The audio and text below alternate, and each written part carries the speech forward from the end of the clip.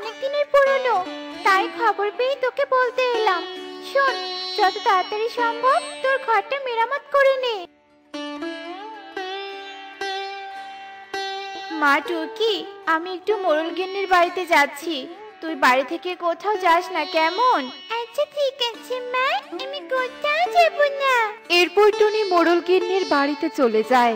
গিন্নিমা, আমার কিছু টাকার খুব প্রয়োজন। আপনি যদি আমার বেতনের বাকি টাকাটা দিতেন, তাহলে আমি আমার ঘরে ভাঙা চালাটা ঠিক করতে পারতাম।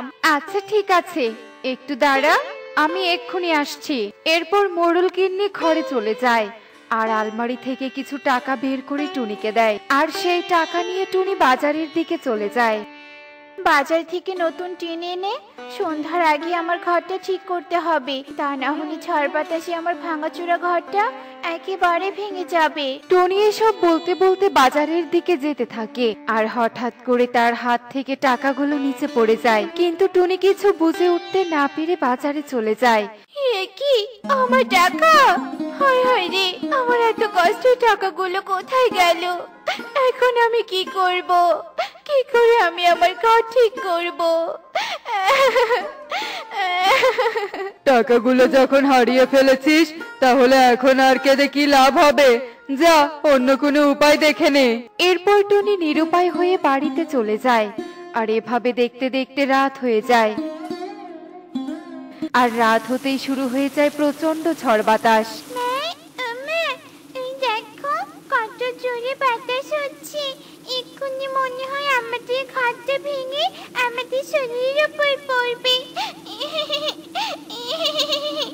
আমি যে খুব ভয় করছি মা। আমারও যে খুব ভয় হচ্ছে রে মা। শোন রে মা, এই সময় এই ঘরে থাকা একদম ঠিক হবে না। চল রে মা, আমরা টিয়ে দিদির বাড়িতে যাই, ঝড় বাতাস থেমে গেলে না হয় আবার আসবো। এরপর টনিও টুকি টিয়ের বাড়িতে চলে যায়। টিয়ে দিদি, টিয়ে দিদি, এই ঝড় বাতাসের রাতটা আমাদের একটু তোমাদের ঘরে থাকতে দিবে গো? তোকে থাকতে দিতে পারলে আমারও অনেক ভালো লাগতো রে টুনি, কিন্তু আমাদের এইটুকু ঘরে তোদেরকে কোথায় থাকতে দিব বলতো? তুই অন্য কোথাও যা রে টুনি। এরপর টিয়ে টুনির মুখের ওপর দরজা লাগিয়ে দেয়, আর টুনিও নিরুপায় হয়ে তার মেয়েকে নিয়ে সেখান থেকে চলে যায়, আর একে একে বনের সবার কাছে একটু আশ্রয় চায়, কিন্তু কেউই তাদেরকে আশ্রয় দেয় না। অবশেষে তারা ক্লান্ত হয়ে আবারও তাদের বাড়িতে ফিরে আসে। আমি যে ঘরটা চাই নেই। মা, ও মা, এখন আমরা কোথায় যাব? জানি না রে মা, জানি না, আমি কিছুই জানি না। হে সৃষ্টিকর্তা, তুমি আমাকে কোন পাপের শাস্তি দিলে? এ কি রে টুনি, তোদের এই অবস্থা কেন? আরে এ কি কাণ্ড, তোর ঘরটা তো ভেঙে গেছে। চল, তোরা আমাদের বাড়িতে চল, বৃষ্টিতে ভিজলে আবার অসুস্থ হয়ে যাবি। এরপর টুনিও তার মেয়ে কবুতরের সাথে কবুতরের বাড়িতে চলে যায়। একে কবুতর, তুমি এই বৃষ্টির দিনে এদেরকে আবার কোথা থেকে নিয়ে এলে? ইয়ে মানে, টুনির ঘরটা ভেঙে গেছে সুখী, বেচারি ছোট মেয়েটাকে নিয়ে বৃষ্টিতে ভিজছিল, তাই আমি আমার সাথে করে নিয়ে এলাম। বৃষ্টিটা কমে গেলে ও ঠিক এখান থেকে চলে যাবে। না, ও যদি আর এখানে এক মুহূর্ত থাকে, তাহলে কিন্তু আমি আমার বাপের বাড়ি চলে যাব। এই টুনি, এই বনে আর কোনো পাখি পেলি না নাকি? শেষমেশ আমার কবুতরকে ভুলিয়ে ভালিয়ে এখানে চলে এলি। চলে যা বলছি। এসব তুমি কি বলছো সুখী দিদি? ঠিক আছে, আমি আমার মেয়েকে নিয়ে চলে যাচ্ছি। আমিও আইস খাবো। কবুতর আঙ্কেল, ও কবুতর আঙ্কেল, আমাকে একটা আখ খেতে দাও না গো। এই নে, এটা নিয়ে এক্ষুনি এখান থেকে চলে যা, তোদের জন্য আমি আমার বউকে হারাতে পারবো না। এরপর টুনিও টুকি সেখান থেকে চলে যায়, আর তারা একটা গাছতলায় এসে আশ্রয় নেয়। ওই দেখো মা, ওই পাখিটা তার ছানাকে নিয়ে বৃষ্টিতে ভিজছে, আর ওই ছানার হাতে একটা আখ রয়েছে। আমি ওই আখটা খেতে চাই মা। আচ্ছা ঠিক আছে, তুই এখানে অপেক্ষা কর, আমি এক্ষুনি আসছি। একি মা, তুমি হঠাৎ রূপ পরিবর্তন করলে কেন? শোন রে মা, ওরা আমার আসল রূপ দেখলে লোভে পড়ে যেতে পারে। তাই এই রূপ নিয়ে আমি ওদের থেকে আটটা চাইবো, আর ওরা যদি আমাকে আটটা দেয় তাহলে আমি ওদের উপহার দিব। এরপর মিনু বৃদ্ধা রূপে পরিমাতা টুনির কাছে চলে যায়। তোমার হাতের এই আখটা আমাকে দিবে? আমার যে আখ খেতে খুব ইচ্ছে করছে, কিন্তু টাকার অভাবে আখ খেতে পারি না। দাও না গো আখটা। আচ্ছা ঠিক আছে, তোমার যখন খুব আখ খেতে ইচ্ছে করছে তখন এটা তুমি খাও। এ কি রে মা, তুই একটা খাওয়ার জন্য নিয়ে অন্যকে দিয়ে দিচ্ছিস? হ্যাঁ মা, কারণ তুমি তো বললো ভোগী নয়, তাকেই প্রকৃত সুখ, তাই এটা আমি ওই বৃদ্ধা দিদাকে দিলাম। টুকির কথা শুনে মিনু বৃদ্ধা রূপে পরিমাতা নিজের রূপ ধারণ করে আর বলে, বাহ, তোমার মায়ের শিক্ষা দেখে আমি মুগ্ধ হলাম। আসলে আমি তোমার থেকে এই আখটা নেওয়ার জন্য রূপ পরিবর্তন করেছিলাম, আর তোমরা আমাকে আখটা দিয়েছো, তাই আমি তোমাদেরকে একটা উপহার দিতে চাই। বলো তোমাদের কি চাই? আমাদেরকে একটা থাকার জন্য ঘর দাও। আমাদের যে একটা ঘর নেই, তাই এই বৃষ্টির দিনে আমরা গাছতলায় দাঁড়িয়ে আছি। এরপর পরিমাতা জাদু করে তাদেরকে একটা সোনালী আখের বাড়ি দেয়, তার সাথে দেয় টুনিকে ঘর বানানোর মন্ত্র। শোনো টুনি, আমি তোমাকে একটা মন্ত্র শিখিয়ে দিচ্ছি। এই মন্ত্র তুমি যেখানে পাঠ করবে সেখানে একটা ঘর হয়ে যাবে, যা বানিয়ে তুমি তোমার সংসার চালাতে পারবে। তোমাকে অনেক ধন্যবাদ পরি, তুমি আমাদের অনেক বড় উপকার করলে। এদিকে বৃষ্টি থামার যেন কোনো নামই নেই। মারে, থাকার ব্যবস্থা তো হলো, কিন্তু আমরা খাবো কি? এই বৃষ্টিতে কোথায় খাবার খুঁজতে যাব? কি এই বনে এরকম বাড়ি তো আগে কখনো দেখিনি। ধুর, কার বাড়ি হয় হোক, আগে আমাকে একটা কাঠমিস্ত্রি খুঁজতে হবে। সে কখন থেকে একটা কাঠমিস্ত্রি খুঁজে বেড়াচ্ছি। বাড়িতে কেউ আছো? এ কি কবুতর দাদা, তুমি এখানে? আমি কি দেখছি? টুনি, তুই এ বাড়িতে? এই বাড়ি তোকে কে বানিয়ে দিয়েছে? মনে তো হচ্ছে এটা কোনো সোনার বাড়ি। ঠিক বলেছো কবুতর দাদা, এটা সত্যিই সোনার বাড়ি। তাই এখানে তুমি কেন এসেছো? আসলে টুনি, তুই চলে আসার পর আমাদের ঘরের চালটা বাতাসে উড়ে নিয়ে যায়, তাই আমি ঘরের চালা ঠিক করার জন্য একজন কাঠমিস্ত্রি খুঁজছি, কিন্তু কোথাও খুঁজে পাচ্ছি না। তুমি চাইলে আমি তোমার ঘরটা ঠিক করে দিতে পারি কবুতর দাদা, তবে সবার মতো আমাকেও ন্যায্য মূল্য দিতে হবে। টুনির কথায় কবুতর রাজি হয়ে যায় আর টুনিকে তার বাড়িতে নিয়ে যায়। একে কবুতর, তুমি আবারও এই টুনিকে এনেছো? রাগ করো না সুখী, ওকে আমি আমাদের ঘরটা ঠিক করার জন্য নিয়ে এসেছি। এই টুনি, ঘরটা ঠিক করে দে। ইরিং বিরিং তিরিং ছা, কবুতর দাদার ঘরের চাল ঘরে এসে যা। এরপর কবুতরের ঘরে নতুন একটা চাল চলে আসে, আর তা দেখে কবুতর সুখী অবাক হয়ে যায়। একে কাণ্ড, এই টুনি, এটা তুই কি করে করলি? ফিসফিস করে কি এমন বললি যে আমাদের ঘরে নতুন চাল এসে গেল? তোমাদের এত কিছু জানতে হবে না সুখী দিদি, আমি তোমাদের কাজ করে দিয়েছি, এখন আমাকে ন্যায্য টাকা আমাকে বুঝিয়ে দাও। হ্যাঁ হ্যাঁ, দিচ্ছি। এরপর বৃষ্টি থেমে যায় আর টুনিও টাকা নিয়ে বাজারে চলে যায় আর বাজার থেকে খাবার কিনে আনে। আর এভাবে অন্যকে ঘর বানিয়ে দিয়ে টুনি তার মেয়েকে নিয়ে অনেক সুখেই দিন কাটাতে থাকে। দেখলে তো বন্ধুরা, ভোগে নয়, ত্যাগেই প্রকৃত সুখ। অন্যকে দান করলে সৃষ্টিকর্তা তোমার ভালো করবে। এমনই সব মজার মজার শিক্ষণীয় টুনি পাখির গল্প দেখতে আমাদের সাথেই থেকো। আর গল্পটি কেমন হয়েছে তা কমেন্টে জানাতে ভুলো না কিন্তু। Bye bye. কাকুলি, আয় কাকুলি, কোথায় যাচ্ছিস? শোন শোন, আমার কথা শোন, এদিকে একটু আসবি? কাকুলি শোন, আমাকে একটু সাহায্য কর। কাকুলি, শুনছিস? কি হয়েছে সুখী দিদি, এভাবে চিৎকার করছো কেন? আমি একটা ইম্পর্টেন্ট কাজে যাচ্ছি, অযথা চিৎকার চেঁচামেচি করে ডেকো না তো। আমি কাউকে কোনো সাহায্য করতে পারবো না, যত সব।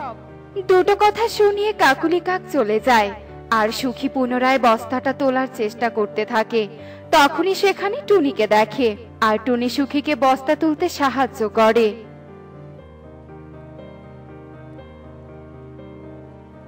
এসব কি খেতে দিচ্ছ তুমি আমাকে, বলো তো? তুমি জানো না মা, আমি এসব খেতে একদম পছন্দ করি না। তুমি কি আমাকে জোর করে এসব শস্যদানা খাওয়াতে চাইছো নাকি, বলো তো? আহা কনক, এত জেদ কেন করিস বলতো? তোকে কি আমি রোজ রোজ এসব খাবার খেতে দেই নাকি? আজ একটু কষ্ট করে খেয়ে নে বাবা। না মা, আমি কিছুতে এসব খাবার খাবো না।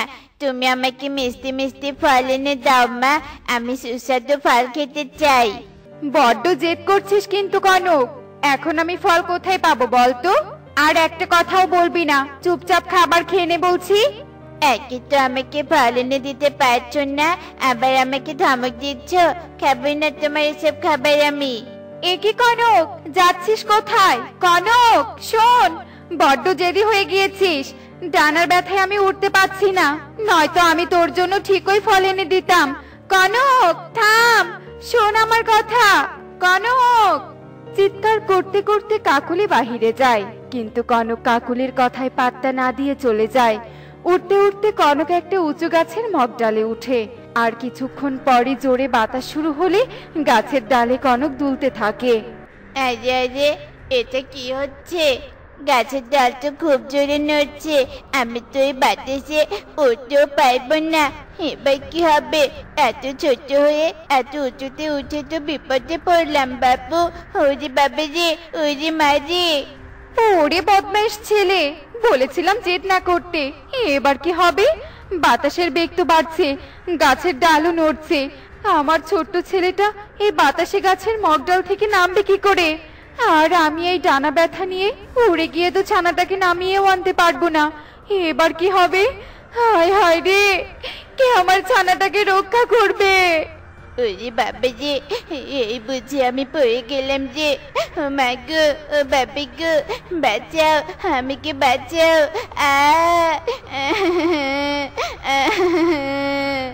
আরে কনক, কাকুলি দিদি, কনক গাছের মগডালে কেন? কি হয়েছে? তুমি কনককে নামিয়ে আনছো না কেন? আমার ডানায় ব্যথা রে টুনি, উঠতেও পারছি না। কনক জেদ করে গাছের মগডালে উঠেছে, এবার কি যে হবে? ভয় পেও না কাকুলি দিদি, আমি যাচ্ছি কনককে আনতে। তুমি একদম চিন্তা করো না, তুমি শুধু একটা ঝুড়ি এনে দাও। টুনির কথা শুনে কাকুলি ঘরের ভেতর থেকে একটা ঝুড়ি নিয়ে আসে। টুনি সেই ঝুড়িটা নিয়ে বাতাস উপেক্ষা করে উঠতে থাকে। উঠতে উঠতে টুনি গাছের মগডালে ওঠে, আর কনককে ঝুড়িতে নিয়ে কাকুলির বাসার দিকে আসতে থাকে। মাঝপথে একটা গাছের ডাল ভেঙে এসে টুনির ওপর পড়ে। আহারে আমার ছানা, আমার ছানা! কনক বাবা আমার, তোর কিছু হয়নি রে? আহারে, আর একটু হলেই তো তোর 12টা বেজে যেত। চল বাবা চল, ঘরে চল, সোনা ছেলে আমার। উফ, আর পারছি না। কাকুলি দিদি, আমাকে একটু সাহায্য করো। আমি যে পায়ে বড্ড ব্যথা পেয়েছি, উঠে দাঁড়াতেও পারছি না। চুপ কর বদমাইশ! আমার ছানাকে নামিয়ে আনার কথা বলে তুই আমার ছানাকে ফেলে দিয়েছিস, আবার বলছিস আমি তোকে সাহায্য করব? কখনো না, থাক ওভাবেই পড়ে। হায় রে, কার জন্য কি করলাম? আমি জীবনের ঝুঁকি নিয়ে এই বাতাসের মধ্যে উড়ে গিয়ে কনককে বাঁচিয়ে আনলাম, আর কাকুলি দিদি আমার সাথে এমন দুর্ব্যবহার করলো। আজকাল সবাই কেমন জানে অকৃতজ্ঞ হয়ে গিয়েছে। হায় বিধাতা, এবার আমি কি করব? টুনি ব্যথায় যন্ত্রণায় কান্না করতে থাকে, আর সেখান থেকে উঠে ওড়ার চেষ্টা করতে থাকে। ততক্ষণে আকাশে কালো মেঘে ছেয়ে যায়, আর মুষলধারে বৃষ্টি নামে। তখনই মেঘ পড়ে মেঘরাজ্য থেকে বেরিয়ে আসে বৃষ্টিতে ভেজার জন্য। আহা, কি বৃষ্টি, কি সুন্দর বৃষ্টি! আজকে আমার উদ্দেশ্য একেবারে সফল হলো। এমন বৃষ্টিতে ভিজে সত্যি অনেক প্রশান্তি লাগছে। উপকারী টুনি হয়ে গিয়েছিস তাই না? বাতাসের মধ্যে উড়ে কাকুলির উপকার করতে গিয়েছিলি। যে কাকুলি কিনা আমাদের কাউকে কখনো সাহায্য করেনি, বরং বনে সকলের বিপদে কাকুলি এড়িয়ে চলেছে। অথচ তুই কাকুলিকে সাহায্য করে নিজেই বিপদে ফেসে গিয়েছিস। থাক, এবার তুই এভাবেই পড়ে থাক। কি ব্যাপার, কি হচ্ছে ওখানে? আহত পাখিটাকে রেখে ওরা ওভাবে উড়ে গেল কেন? যাই দেখি তো আসল ঘটনাটা কি। কি ব্যাপার, কি হয়েছে তোমার? তুমি এভাবে আহত হয়ে পড়ে আছো, তবুও তোমাকে কেউ সাহায্য করছে না কেন? তুমি কি কোনো অন্যায় করেছো নাকি? না গো পরি, আমি কোনো অন্যায় করিনি, বরং উপকার করেছি, আর এটাই আমার দোষ। মানে কি বলছো তুমি? ঠিক বুঝলাম না। এরপর টুনি পরীকে সব কথা খুলে বলে, আর কাকুলি কাক জানালা দিয়ে সব দৃশ্য দেখতে পায়। আর পরীকে দেখে কাকুলির চোখ চকচক করে ওঠে। আরে ব্যাস, এটা কি দেখছি আমি? এই টুনির কাছে দেখছি পরীও চলে এসেছে। না, এই সুযোগ পরীর কাছে যেতে হবে আর নিজের স্বার্থ হাসিল করতে হবে। কিন্তু এই ডানা ব্যথাই তো ঝামেলা করছে। না না, যতই ডানা ব্যথা করুক, আমাকে পরীর কাছে যেতেই হবে। তুমি একদম চিন্তা করো না টুনি, যে যেমনই হোক তুমি তো উপকারী টুনি, আমি তোমাকে সাহায্য করব। আরে বাবা রে বাবা, এক ঝলকেই সুস্থ। সত্যি পড়ি, তোমার প্রশংসা না করে আর উপায় নেই। চুপ করো কাকুলি দিদি, তোমার মতো অকৃতজ্ঞের মুখে প্রশংসার বলে মানায় না। আমি প্রাণের ঝুঁকি নিয়েও তোমার কাছে প্রশংসার বদলে খোঁটা শুনেছি। এই তুই চুপ থাক টুনি, একদম আমার আর পরীর মাঝে কথা বলবি না। এখন আমি পরীর সাথে খুবই দরকারি কথা বলবো। দরকারি কথা? কিসের আবার দরকারি কথা আমার সাথে? কি বলতে চাও, জলদি বলো। বলছি গো পরী, বলছি। চোখের সামনে তোমার যত জাদু দেখলাম, তোমাকে তো বলতেই হবে। আসলে পরী, আমার খুব শখ আমি গলায় অনেকগুলো সোনার হার পরে ঘুরে বেড়াবো। আমার আশেপাশে শুধু সোনা আর সোনা থাকবে। বনের সব থেকে ধনী পাখি হব আমি। বলছি, তুমি তো জাদু জানো, জাদু করে অনেকগুলো সোনা দিবে আমাকে। সোনা চাই তোমার, তাই না? দাঁড়াও, দিচ্ছি তোমাকে সোনা। ওরে বাবা রে, ওরে মারে, সাপ! কি করলে তুমি পরী? আমার গলায় সাপ কেন?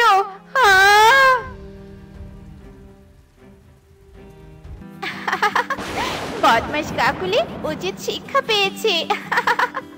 এ কি পরে সোনার হার তোমার হাতে কেন? এটা তোমার উপহার টুনি, তুমি নিঃস্বার্থভাবে সবার উপকার করেছো। এমন একটা সোনার হার তো তোমার পাওনা। এ কথা বলে মেঘপরি টুনির গলায় সোনার মালা পরিয়ে দেয়। দেখলে তো বন্ধুরা, উপকারে কিভাবে পুরস্কৃত হয়। তাই আমাদের উচিত ভাবনা চিন্তা না করে নিঃস্বার্থভাবে সবার উপকার করা। এমনই সব মজার মজার শিক্ষণীয় টুনি পাখির গল্প দেখতে আমাদের সাথেই থেকো। আর গল্পটি কেমন হয়েছে তা কমেন্টে জানাতে ভুলো না কিন্তু। Bye bye.